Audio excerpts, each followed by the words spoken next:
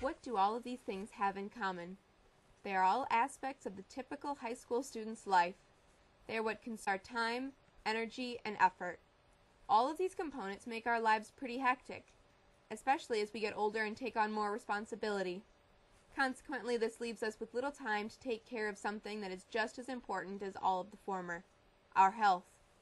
Poor health not only affects our performance now, but also in the long run when bad habits follow us into our adult lives. There's so much information out there, but we've put together a small video presenting you with the important facts about teen health, feedback from students just like you, what you can do to improve your health and wellness, and ultimately improve your life. Bad when I see students that think that, well, I don't have to be healthy now. I can eat whatever I want. My metabolism is high, or maybe they don't even understand that. Right now, your metabolism is high. You're young. As you get older, that metabolism slows down unless you do things to counteract that, like eat healthy and work out and build muscle and things like that. As you get older, it's not that easy. Stress. You probably feel this when you have to meet close deadlines, are about to take a final exam, or can't find your car keys. Stress can be good.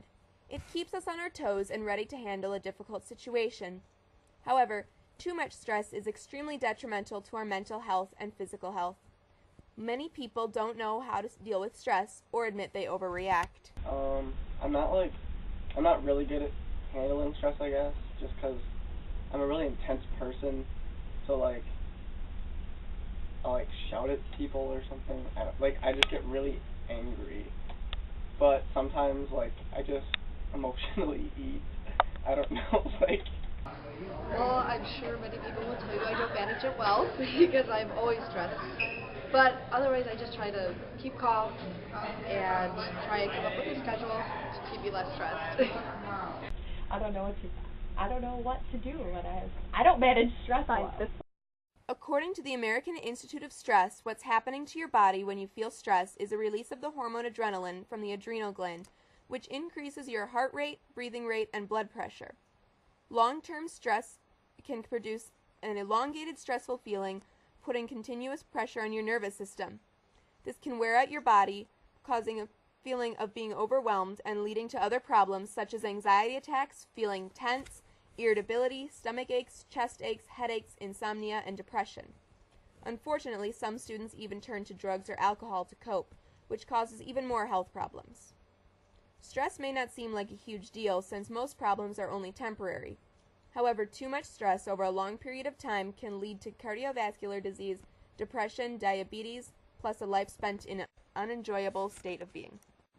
So what can you do? Healthy ways to relieve stress include frequent exercise to channel negative energy and taking time to relax every day. Kind of relax and not worry about the things that are stressing me. I can always come back to those things and work on them later. Listen to music, get a good night's sleep, watch some TV. Nice hot showers, comfort food at some times, and actually some yoga. I work out. Scheduling out your day as best you can will allow you to plan for what's coming and avoid the unexpected as much as possible. I guess I plan it so things aren't so overlapping and try to keep as much space between events as possible. To plan my schedule, I keep 25 different calendars. I keep a written one, I keep an electronic one, and then I always try to communicate with all the people that I'm working with to make sure that we still are on, that we still are meeting. I always try to do that so everybody's on the same page. I try to build in free time when I get home. I don't want to try to go right into homework. So you have to make school a priority, but you also have to make leading a healthy lifestyle a priority. You have to find a happy medium. Time management really plays a huge part. Find someone you trust to talk to, and try not to get wound up so tight.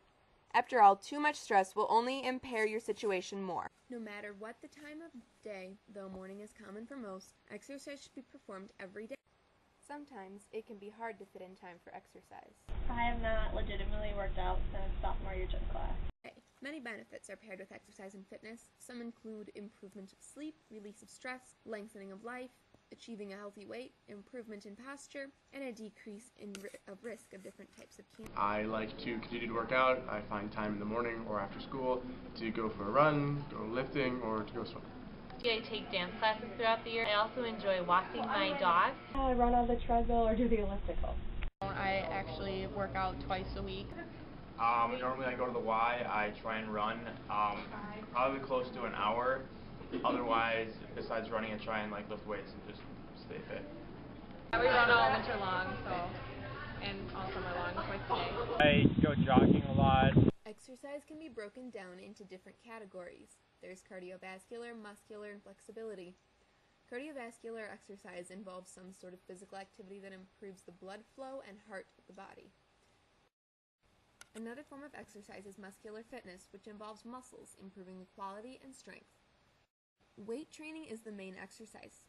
You can do different exercises for each muscle group. It's pretty obvious that eating healthy is an important piece of your overall health. I am a big believer in people eating healthy. If we eat healthy, it takes care of 90% of the battle. However, we know fast food restaurants are an easy, quick, go-to place for families and students alike. After all, it's much easier to stop at Culver's on the way home from work or practice than it is to prepare a homemade salad in your kitchen. Unfortunately, most fast food items are packed with sodium and fat, and you have to even watch out for the foods that appear healthy. For example, according to a post on the nakedlabel.com, a McDonald's Mighty Caesar entree with crispy chicken and Caesar dressing has a whopping 700 calories and 54 grams of fat. According to Elizabeth Scherer, author of Discovery, Fit, and Health, most teens should eat about 2,200 calories and 61 to 86 grams of fat per day. Just from that salad alone, you're consuming almost a third of your daily calories and 63% of your daily fat, assuming you consume all 86 grams. 89% of your daily intake if you consume 61 grams.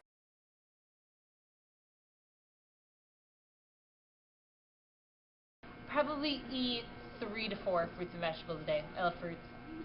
I normally have probably 3 to 4 a day. I'm over 5. Probably 3, more likely for each. I get about 1 or 2 servings a day. Pretty close, if not more than that. Probably 3 or 4 times a week. So I have my fruits and vegetables every day at lunch and try and eat fruits and vegetables throughout dinner as well. Probably every other day, I'd say. So I'm on the move a lot, so a lot of times I have to stop at fast food places like McDonald's to get dinner. We eat out quite a bit. Probably once a week with my family, I would say. I try not to eat out too many times. Once every blue moon. Going out to eat is okay in moderation, but try to limit it to once or twice a month, if at all, and it will become more enjoyable when restaurant food is consumed as a treat rather than a regular diet. Moreover, eating fast food and junk food on a regular basis could lead to heart disease, diabetes, and obesity, according to Livestrong.com. If that's not enough to scare you, think about your budget. According to CBSNews.com, most Americans average about $5 a day on soda, candy, and/or fast food. If this trend keeps up, we spend about $1,820 a year. That's money that you not only are losing, but that you could put towards something more valuable, such as a car or college savings. It's important for everyone to eat healthy, but every individual has different nutritional needs depending on age, gender, level of physical activity, and health goals. A website that you can go to in order to plan out your meals is planmyplate.com. How many hours of sleep do you get a night?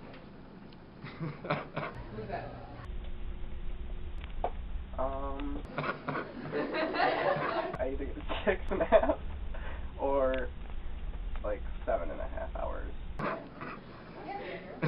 8 to 10. I get about 6 hours of sleep.